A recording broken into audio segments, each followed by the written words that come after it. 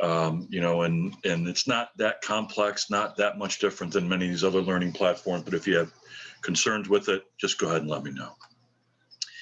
And so I did want to just start with the syllabus and go over that first. I think that's probably one of the most important documents for the course for you. And can you guys see my screen with this? Good. And so syllabus is under the introduction tab, I believe, on the Blackboard site. And you can get that. It's a 1-credit class. If you need to contact me, I think the best way to do is through email. This 707 number here is my cell phone. If you guys need to contact me, feel free to text. Just let me know that you're from this class. I'm still learning most of your names, and I have a couple other classes that I'm dealing with in the summer. So if you do text me, just let me know you're from PT 201, but that's fair as well. And you can certainly call if you need to.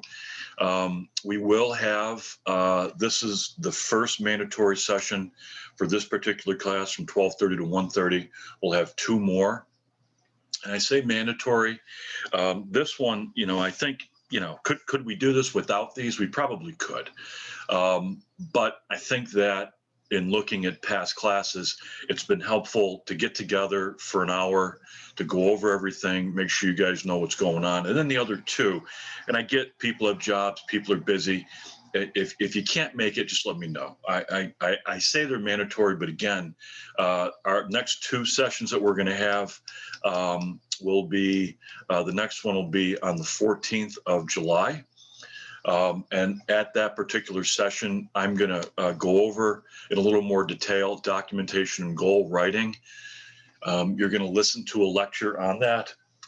And that's part of your midterm exam, which is test 1, which happens on the 25th. That's going to open up for you guys, and you guys will have to complete that by the 25th. Also, on that midterm exam will be midterms chapters 1 through 21. I'll talk about that in a second. But that mandatory Zoom session on the 14th, I'm going to cover, I think, what are some of the highlights for goal writing and documentation that'll be important for you to have for that first exam, first major exam. And I'll also review from a medical terminology perspective as well, what I think are some of the important points that you want to hone in on from chapters 1 through 21. And then the last mandatory session you want to keep track of will be on the 4th of August. 4th of August, I'm going to review some of the concepts related to therapeutic communication that'll be important for your final exam, and that'll be test 2. I'll let you know that test 1, I'll probably open up, you know, that's due on the 25th. I'll probably open that up sometime earlier that week. I'll let you guys know for sure on that, but that's going to open up. That'll be on Ultra. That'll be lockdown browser, Respondus monitor type of thing, closed notes. That's how that exam will be. That midterm will be all multiple choice, true, false, all these objective kind of answers. And that'll be, again, on Respondus monitor, lockdown browser. If you're not familiar with that, you're going to come across that probably in some of your other classes. And if you're not familiar with that, we'll make sure that you feel comfortable with that before you go into that. But that'll be the case with that. Test 2 here, this therapeutic communication exam, that'll be an open book, kind of a take-home exam where I'm going to email you the exam. It'll be independent work on your own, but essentially that'll be a series of short answer and essay type questions. And then there will be a short objective portion as well that deals with some of these components. So bottom line is, you probably forget, you got 9 million things going on, I understand, but I just want to get those 2 tests out of the way. The midterm is, in fact, lockdown browser, Respondus monitor, completely objective, closed book, and then the take-home, the final will be a take-home exam that you'll probably have a week to complete, and you'll email that to me with your answers, and we'll get you guys squared away. So those 2 additional mandatory Zoom sessions are really designed to just review the pertinent content that is already podcasted for you, but also review the for the midterm and for the final for you guys as well. The way the course shakes out. There are concepts of goal writing, documentation, therapeutic communication, and also medical terminology. The medical terminology will be essentially independent learning on your part, and we break that down in chapters, 3 chapters per week. And so for this particular week, it's the Chabner text. If you don't have that already, go ahead and get that. I would recommend for this class that you get a hard copy of that Chabner text. That's the medical terminology text. If you don't have it, that text is essentially a workbook. And the other document that I want to make sure that you're familiar with, anyways, I'll show you in a second, but there's another document that I want to make sure that you're familiar with. Is probably the second most important document that keeps you on task in this course, that outlines what specific exercises we recommend in the text for you to do at a minimum to prepare for these quizzes and then prepare for that midterm. And so each week there will be a quiz that's going to be due on Sunday of that week at 11:59. And I know some of you are in California time as well. I think it's due 11:59 Eastern Standard Time, to be honest. I'll try and change it to Pacific Standard Time because I can only do one time. But I know some of you are on that California time as well. So I will try and change that. But 11:59, it's due. You have the week to prepare and then complete that. It's objective, multiple choice, again, multiple choice, true, false. There'll typically be anywhere between 15 to 20 questions on each quiz. You'll have one attempt at it. And we usually give you like a minute per question. So the first quiz is 20 questions on chapters 1 through 3. You have 20 minutes to do it. It's open book, open notes. I would recommend, if you have time, to try and go through the questions first on your own. You only have 20 minutes, a minute per question. But again, we're not dealing with really long, complex decision-making here. Medical terminology, either you kind of have a feel for it or you don't, right? Based upon your preparation for that week.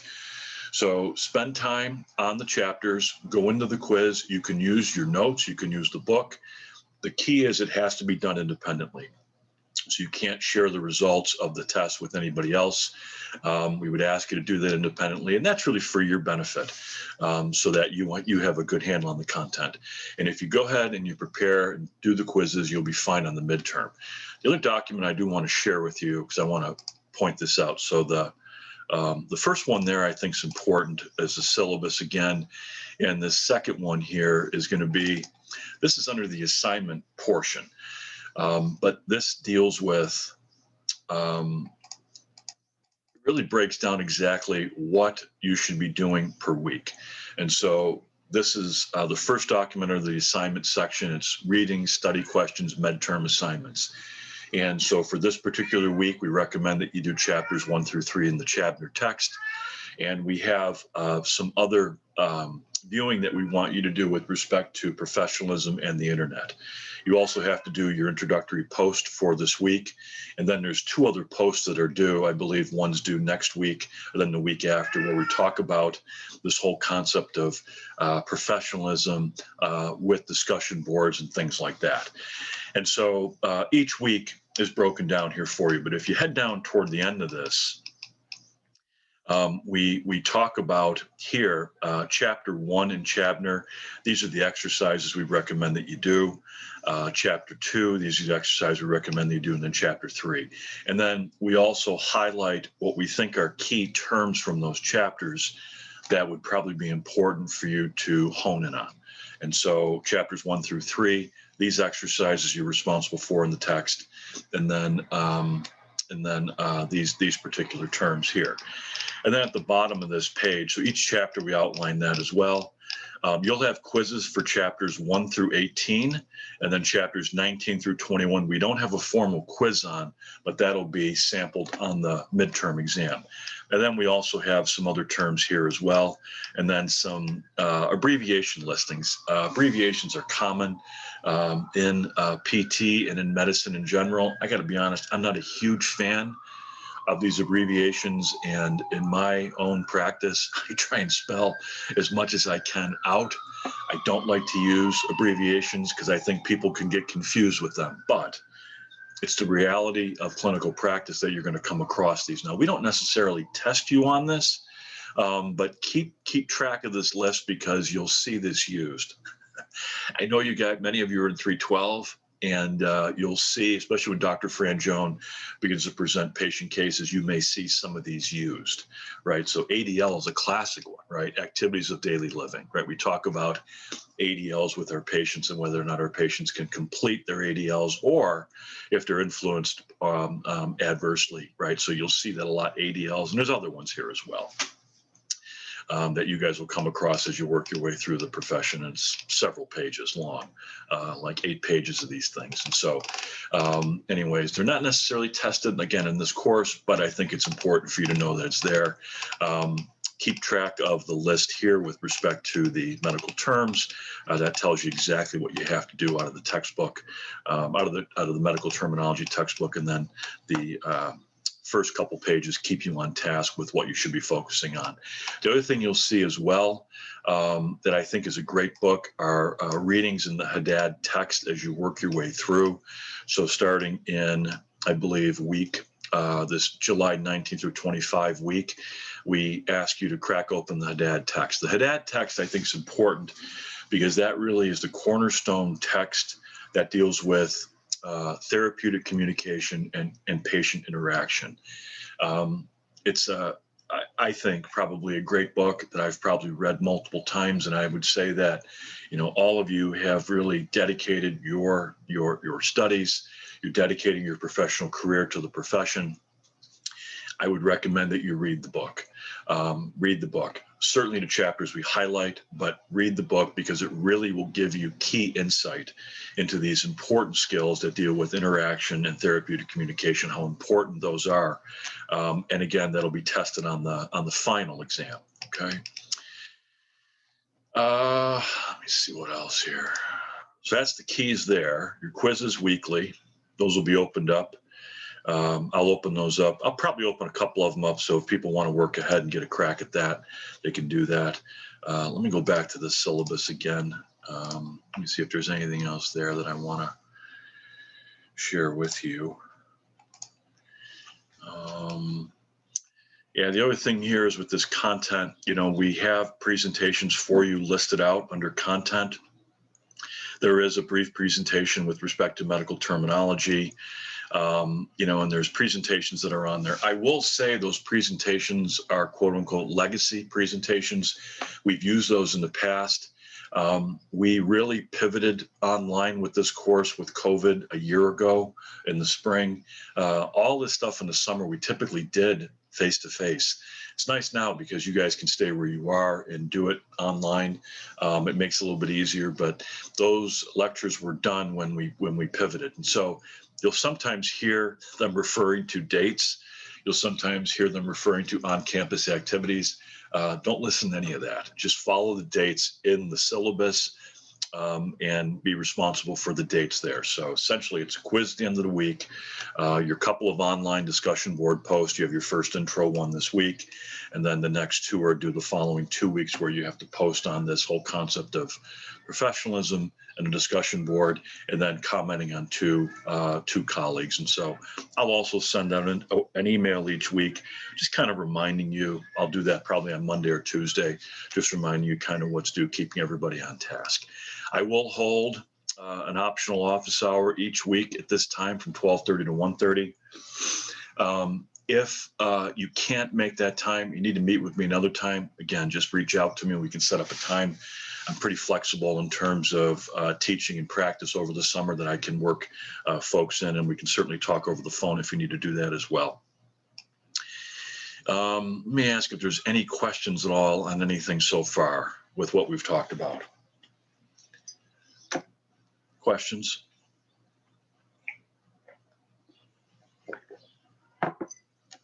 Okay. The other major assignment that's probably important to think about, if we go down here, we talk about this grading here, and so the grading for the course. So 40% of the course is essentially made up of your 6 online quizzes, the results of test 1. Then there's a goal rating assignment that I'll cover next time that we talk in more detail. But a third of the course is your Blackboard discussion, your discussion posts, those first 3 weeks, and then this computer search project. Now, I won't talk to you again unless you want to talk to me directly. I won't talk to you before we do this computer search project or it's due. And so I do want to talk to you about this. And so I want to spend a little bit of time on that. And so the computer search project is due on the 6th of July. There is a lecture posted for you by Dr. Mazzone that talks about the project. And we also have a lecture on there as well by a librarian. But the bottom line with the project is that I'm going to pull up I'm going to pull this up for you guys so you guys can see it. It really is an introductory search for you, and for those of you who are taking Dr. Terry Berry's class, it'll go pretty well with that too. And so what I have to have you do first off is look at the pathophysiologies and the interventions that are here. So what you're going to do is you're going to pick a pathophysiology that you're interested in and an intervention. So for example, we use as an example ankle sprain and ice, right? So we're looking at essentially the effects of these particular interventions on one pathophysiology. So some of you may be interested in looking at the effect of therapeutic exercise and strengthening on individuals following ACL reconstruction.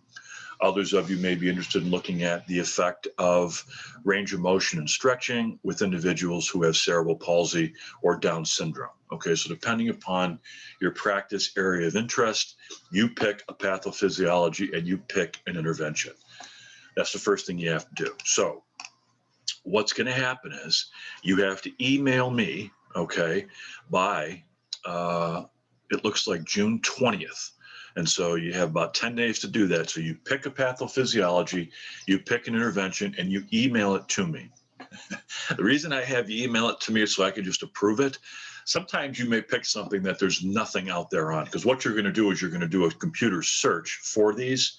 You're going to pick 3 articles, you're going to summarize the articles, and you're going to determine whether or not there's benefit to the intervention or not for the particular pathophysiology you selected. And sometimes you'll pick something. So for example, some of you may pick an intervention that I know up front has really no relationship at all to the pathophysiology, and I don't want you guys going down a road that you're not going to recover from. So by June 10th, and I do a lot of things through email.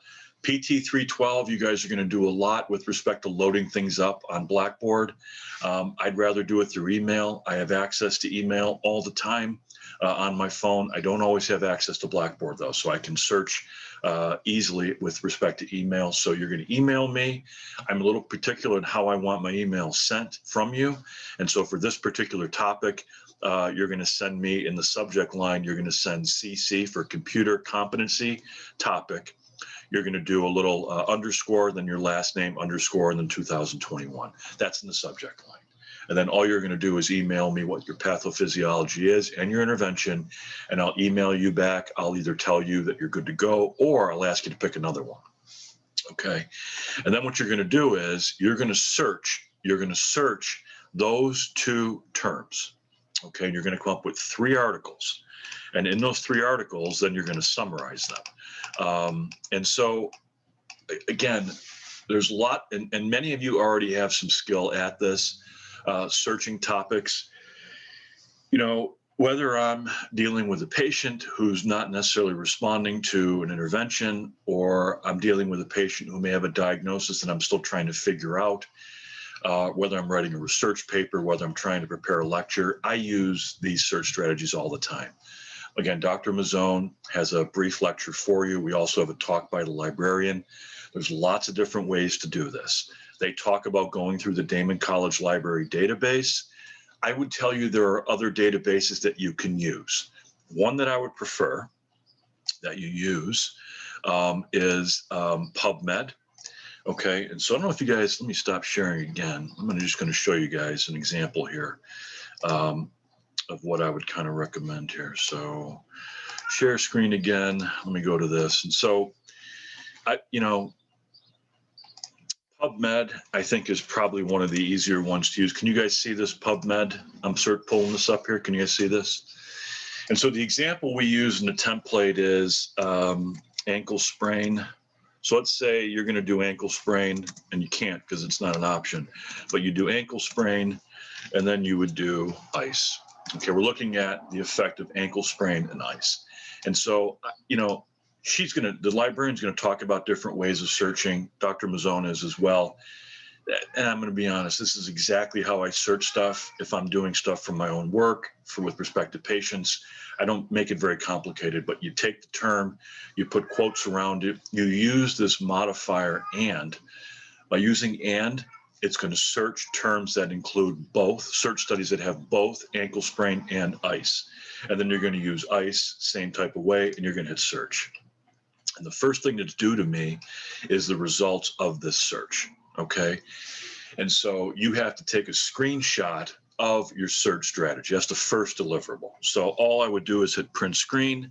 I'd open up probably a PowerPoint, and I'd probably just copy and paste just my search strategy on there, just to give me an idea of how many articles you come up with. And then what you do after this, then you look through your articles and you pick 3 and pick research studies. So for example, we have this is an update article to literature review. This looks like another review article. The other thing you could do probably, and let's do randomized controlled trial. See what this comes up with. Search this. 13 here. So I would probably look at research studies, right? So the randomized controlled trial is probably the gold standard for looking at research.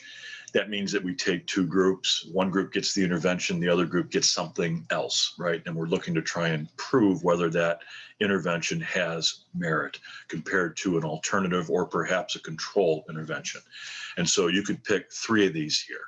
And so you find 3 papers, that would be the other modifier that you could probably put in there. But again, depending upon what you pick, you may not have randomized controlled trials. So you could first start with your pathophysiology and intervention, search that, see what you come up with. And then if you get a lot, like I had 56, I could narrow it down, put randomized controlled trial in there, and that'll make it a little bit easier.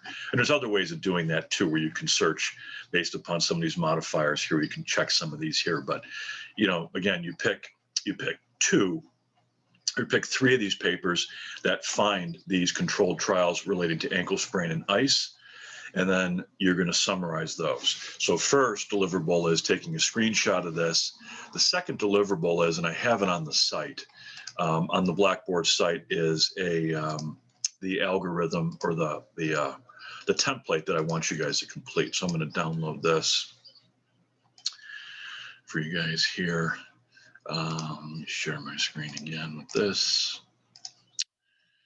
So this is what you're going to ultimately complete here. So you put your title up here. The title is going to be the effectiveness of ice to treat acute ankle sprains in the example I just gave you. I'm going to find 3 articles. We use AMA referencing. If you're not familiar with that, again, the reason I like PubMed, it makes life really easy. So if I hit, let's see if I pull this article up. Can you guys see my PubMed screen again? Can you see PubMed, or can you see that out? Yeah, I got to stop sharing. Let me go back to the PubMed screen. And so this is why I like using PubMed. Let me go back to that here. If I hit cite here, it cites it in AMA format. So I can't tell you how many times I use this. I copy and paste this, right? And just copy and paste this right into the table, okay? And so it cites it in AMA format, okay? And so many of these have the full text right here. The other thing we ask is that you email me not only a screenshot of your search strategy, but you email me the 3 papers. And so you download the paper here, full text if this is the one I want to use. right? Go up to PDF here, and you can just save the PDF to your computer. Many of you are going to say, well, I don't have access to all the papers. That's why I think they like you to go through the library, because a library typically links right in through. And you can do that same search strategy through our Damon College library, and some of those things come right up. PubMed's at a time right now where many of the articles are free. And I'm also going to tell you guys about Syllabus. Do you guys know about Syllabus? Does anyone know about Syllabus? Yeah, so Syllabus, as they say, removing barriers in the way of science. Let's go back to this and see if I can't find a paper that it's really great. And I'll be honest, I don't even bother. I haven't bothered a librarian I don't know how long with research or getting papers. The other thing you can do on all the papers, if you're looking for a paper, is if you're looking for a paper and you can't find it, I would say go to Google Scholar and copy and paste it in Google Scholar and just put PDF. The PDF will sometimes pop up on Google. If you can't find it that way, email the author, tell them how wonderful you think their work is, and they'll send you a copy, request a PDF. But Syllabus is absolutely incredible. And so let me share my screen again with you guys. Syllabus, you can essentially get, so this is a grad student out of Europe who decided to figure out a way to put all of the articles in the history of the world on the internet. So it's probably illegal. Don't tell people I told you about this, but it's great. So I'm pulling up an article that I had with my search that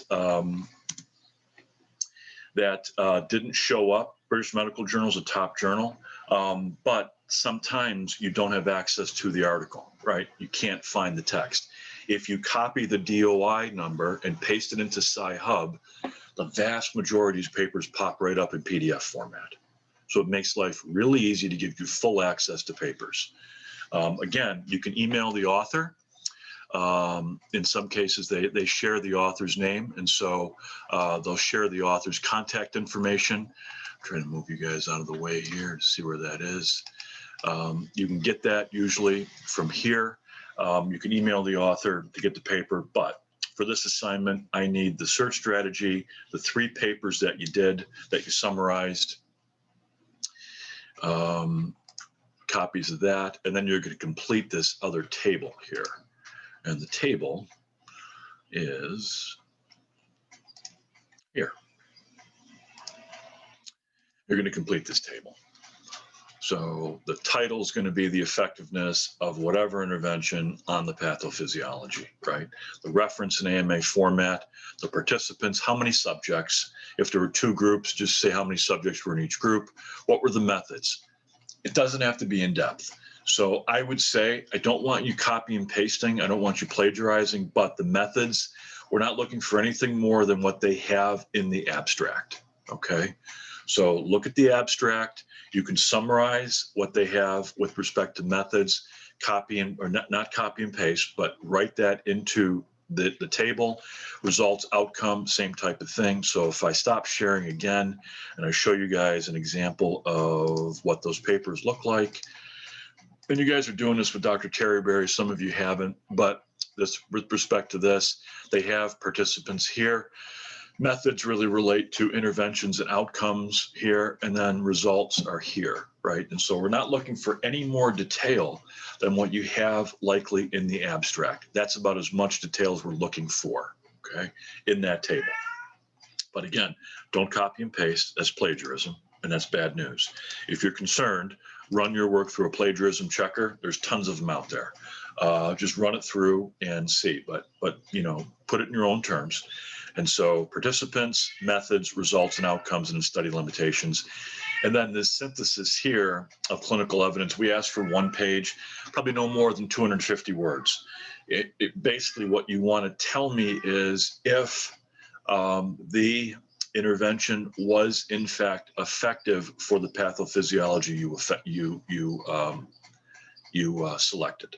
So based upon the results of those 3 papers, right, was that effective? And you can summarize again the papers briefly here, and then post the references again down here. Again, we ask you to do that. So I would do the AMA references down here.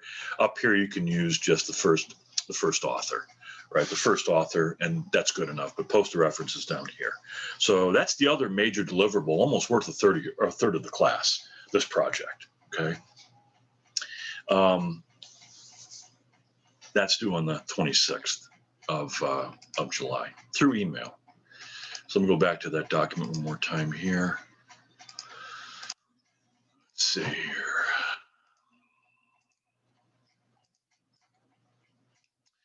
So here's the document again. So email me by the 20th with the pathophysiology and the intervention that you pick. Do your search. Take a screenshot of the search. Pick your 3 articles. That's worth 6 points.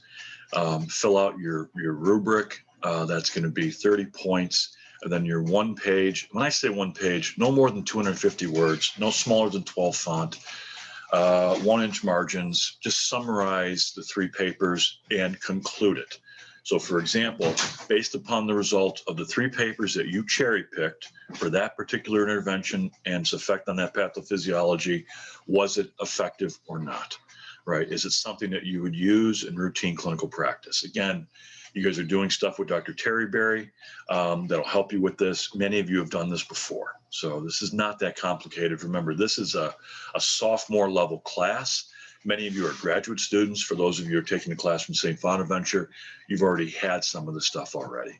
But this is typically a class that folks take in their sophomore year of college. So try and think back to when you were at that point, right? And maybe some of you from St. Bonaventure are at that point. But that's really what this is. And again, many of you have done these projects. So this shouldn't be very complicated. And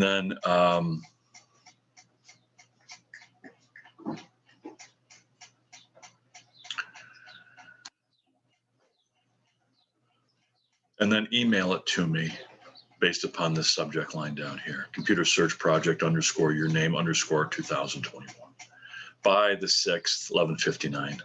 Okay. So you email me a screenshot of the search strategy, the 3 papers, that table completed, and just email all that to me. We'll go from there. All right. I think that's pretty much what I wanted to talk to you guys about today. Go over the syllabus, talk about the quizzes, get those discussion board posts done, those first 3 that you have to do, the computer search project, and then I'll, like I said, I'll have an office hour from 12:30 to 1:30 each week. I'll be here. If you can't make that and you want to talk to me another time, let me know. But everything else in those 2 documents in the syllabus and in that listing of all of the different assignments, everything should be posted for you. All the podcasts, all the readings, some of the internet sources that we have, we lay out exactly what we want you to do from the medical terminology textbook, etc., and the Haddad text as well. All right. Any other questions for me? Questions?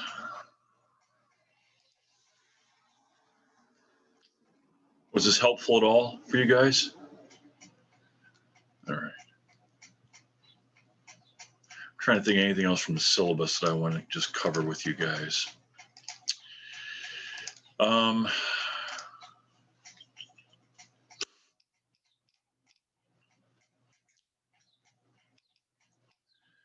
couple other things are going to come out. Will be a video interview assignment near the end of the course. I'll assign who the pairs are going to be, but that'll be due near the end of the semester. That's like due August 1st. I'm not even going to worry about that right now for you guys. Just kind of grind your way through. You guys will partner up, pair up. We have a set number of questions to ask. Again, this is a sophomore level class. Many of you have done this stuff already, but we're going to ask you to do an interview with each other over Zoom, asking a set series of questions, semi-professional, and then reflect on your interviewing skills. And we're going to ask you to do that. You'll work that over Zoom. Email me the MP4 file once you save it. And again, we have everything in there on how to go through Zoom. If you're not familiar with that, it's really simple. But that'll be an assignment that'll be due near the end of the class. And that's really it. I mean, there's a lot here, a lot of moving parts, but you know, for those of you not familiar with Damon, we have the A grade is a 94% typically. And so if you're looking for grades, 94% and above is an A. This will be, I think, pretty standard through the other classes you take for the department. I can't speak to what Dr. Terryberry is doing or what you guys are doing in biochemistry. Sometimes the grading schemes differ a little bit. And then we have our standard course policies here if you have any concerns at all. If anybody has accommodations for exams, let me know. If people have accommodations that they think should be recognized, we have the name of the individual here, Lindsay Masters, who I'd ask you guys to contact, and we can ensure that you have, if you need increased time or things like that, we can ensure that you guys have that as well. Again, online, so you can work hopefully to find a place where you don't have distractions, things like that with your exams. But if you do have accommodations, we'll make sure that we have that set up for you in the fall, because sometimes we do assessments on campus, and will allows you to take the exam in the learning center and things like that in a quiet area with the appropriate amount of time. And there's a couple other things down here for you guys in that section, which is standard again through all of the different courses that you guys will be taking in the department. Right. Anything else? Questions for me on anything?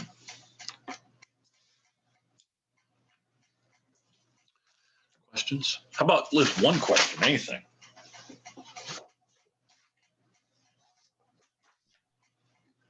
How has your practice been going? What's that? So how has your practice been going? Not bad, not bad. We're kind of getting back in the swing of things a little bit. And so we've had, you know, we, our research kind of, you know, doubles up with our practice. And we just got to the point now back with COVID that we can start doing research again. So that's helpful. So we have a faculty practice that we see patients with on campus, and some exciting developments that you guys are going to be a part of as we move forward. And so it's been good. Still using a fair amount of tele-rehab. We've learned how to do that better. But yeah, getting patients back on campus and look forward to having you guys integrated with that. You guys will all have, as part of your first year, clinical exposure, where we think it's important that as we present the content to you, all of you are going to be working with a physical therapist in the clinic for the first year, a few hours a week. And then the second and third year, we actually bring patients on campus for you guys. And so, yeah, that's working out really well. Excellent question. Any other questions at all? You guys ready for this? The summer? Gonna be busy, huh? Yeah. It'll be good though.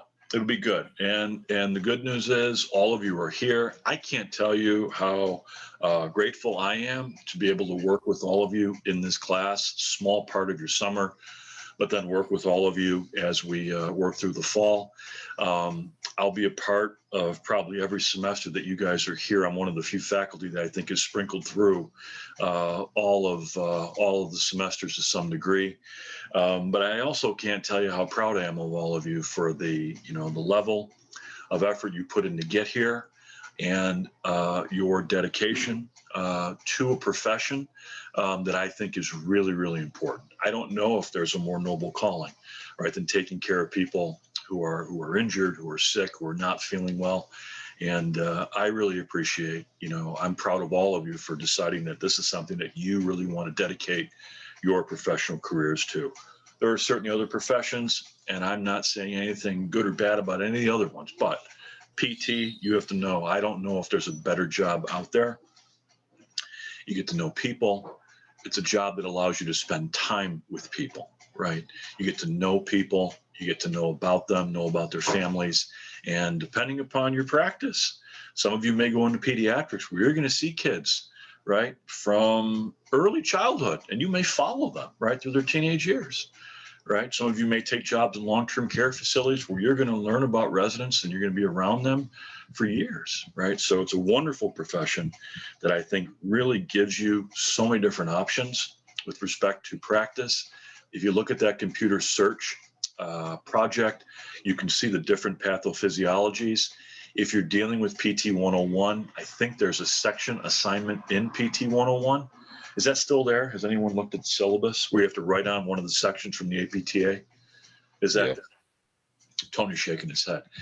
And I would tell you, look at that. There's 19 different sections of the APTA.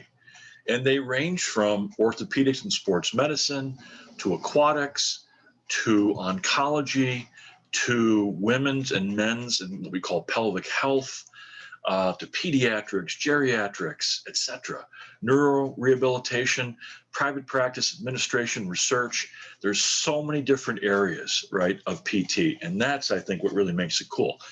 It's a little frustrating, I think, from a student's perspective because you have to learn about all those different areas, but that's really what the profession is, right? It really allows you to treat patients with so many different pathologies, right? And really, really change their lives, which I think is important. Again, so proud to be able to have all you guys in the program and really looking forward to working with you. All right. Anything else? Emily, anything? Joey, you're on my screen. Joella, any parting shots? Joella, are you? Sorry, yeah, I am interested in one thing. How did you get involved in physical therapy through the military service? Oh, yeah. It was, I was a student way back in the day at Damon, and that was a time when we used to have, and that's another area, the federal system. That's what federal section is one of the sections of the APTA that deals with the VA, Veterans Administration, as well as the military. And so this was back in the day when we had recruiters still coming on campus. We have recruiters coming on campus now, but more of like a career fair. But this was a military PT recruiter who was actually invited onto the campus. I just went to the talk and it was interesting to me. And if folks are interested in that, what you do is you get your degree and then you work through a healthcare recruiter. Our closest one is actually in the New York City area. And if folks are ever interested in talking to them, we have the contact with them. But you go through, you work with the recruiter and they, take you through all the things you need to do to get signed up. So that's all I did was just that. We actually had a recruiter right outside of Damon in Williamsville. So those of you who don't know the area, that's right up Main Street, right up the campus. There was a medical recruiter. And so it's the healthcare professions in the military are very different. If you know anything about the military, many of you may have had high school friends who went in the military.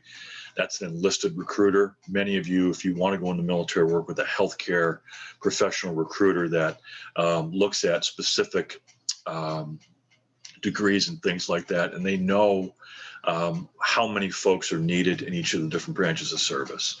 And so that was all I did, and hooked up through them and was in there for a period of time and retired and back here with you guys. So I know is someone from the Scranton area, Scranton, PA? I thought somebody went to Wilkes.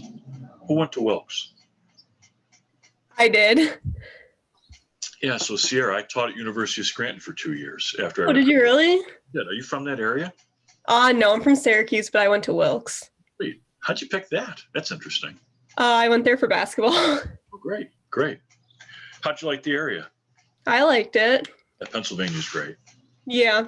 Yeah, so now you're in Buffalo. Interesting. And also someone's from University of Indianapolis, too. Who's it from University of Indianapolis? That's me. Who's that? I can't see. Christina. So how'd you end up here? Why didn't you go to school there?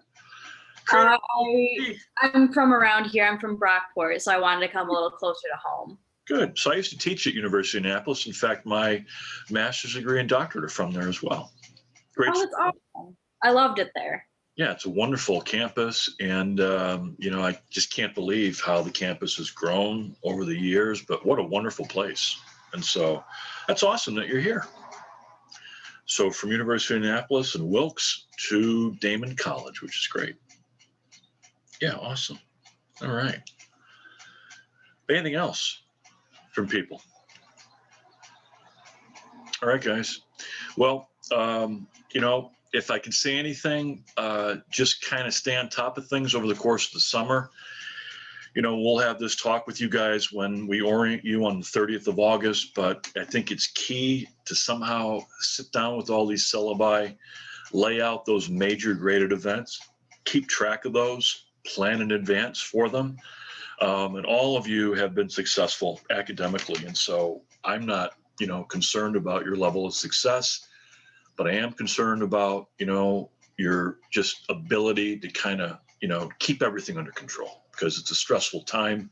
We're still not back with all the COVID stuff, which makes things a little bit more challenging. I don't know about you. I'm okay with online learning. I'd rather be in the classroom, right, where we have contact. And so, there's periods of time where you guys are completely on your own, and that's hard. And some of you may like that. Some of you may struggle with that, but I'm a phone call away, text away, email away. You need to talk to us. Dr. Bogalski's with 101. She's great. Reach out to her. Dr. Franjo and Professor Walsh, 312. Reach out to these folks. Dr. Terryberry as well, and then Dr. Montrose too. So you have good faculty, not including me, but other ones. Good faculty for the summer, all right? And we want to be here for you guys. You have any questions, just let us know, okay? All right, guys. Take care. We'll see you soon. Have a good one. Take care. Bye-bye. You